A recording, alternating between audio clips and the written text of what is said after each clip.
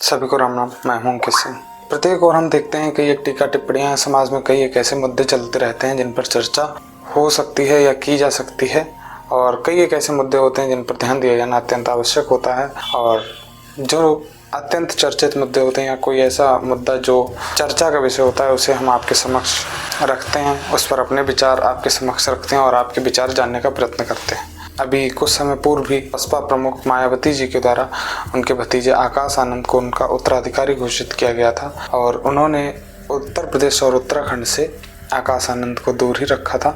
उसके अलावा उन्हें पार्टी में राष्ट्रीय संयोजक की जिम्मेदारी मिली थी। मायावती जी के बाद उन्होंने अपना उत्तराधिकारी अपने भतीजे आकाश आनंद को ही चुना था। लोकसभा का चुनाव करीब आते ही आकाश आनंद के द्वारा चुनाव की रैलियों में भाग लिया गया, और उन्होंने सबसे पहले अपने चुनावी रैलियों की शुरुआत नगीना लोकसभा से की, जहां उन्होंने चंद्रशेखर के विरुद्ध बयानबाजी की।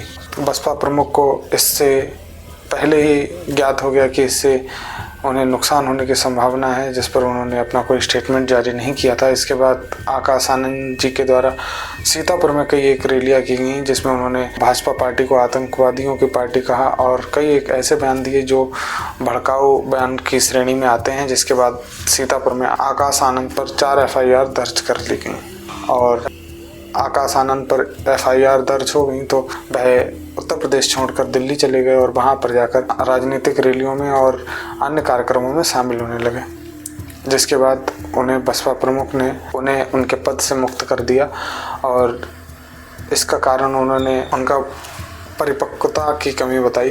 उन्होंने यह कहा कि अभी वह पूर्ण रूप से अपने पद की जिम्मेदारी संभालने के लिए तैयार नहीं है, तो इस वजह से अभी के लिए उन्हें इस जिम्मेदारी से हटाया जाता है। जिसके बाद आकाश आनंद के द्वारा कोई प्रतिक्रिया नहीं आई थी, और हाल ही में उन्होंने अपनी प्रतिक्रिया सोशल मीडिया के जरिए बयान जारी किया और कहा कि बसपा प्रमुख मायावती जी का आदेश सर्वोपरि है, और वह उनके सर्वमान्य नेता हैं और उनका आदेश सर्वोपरि है, और वह पार्टी के हितों के लिए कार्य करते रहेंगे, और जो समाज के हित के लिए आवश्यक होगा वह उसे करने से पीछे नहीं हटेंगे। ऐसा उनके द्वारा बयान जारी किया गया। तो ऐसा तो हालांकि हर हाल में देखने को ही मिलता है कि जो नया नया राजनीति में उठता है उस पर कई एक प्रकरणों में मुकदमे या कई एक ऐसे अपराध या कई एक ऐसे भड़काऊ बयानबाजी के कई एक मुकदमे पंजीकृत हो ही जाते हैं।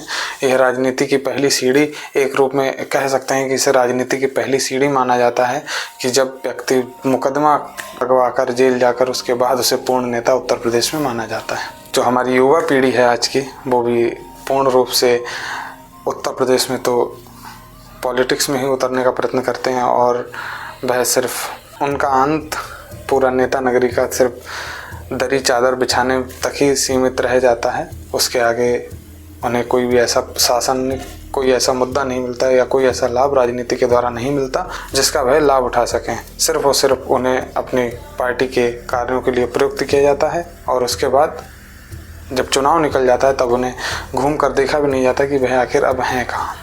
तो राजनीति इसी का नाम है, और राजनीति ऐसे ही चलती है। जो नए नए नेता बनते हैं उनके पास बैठकर आप समझ सकते हैं कि वो कितने ऊंचे आसमानों की हवाओं में होते हैं। उन्हें समझाना भी मुश्किल होता है कि वह किस ओर जा रहे हैं।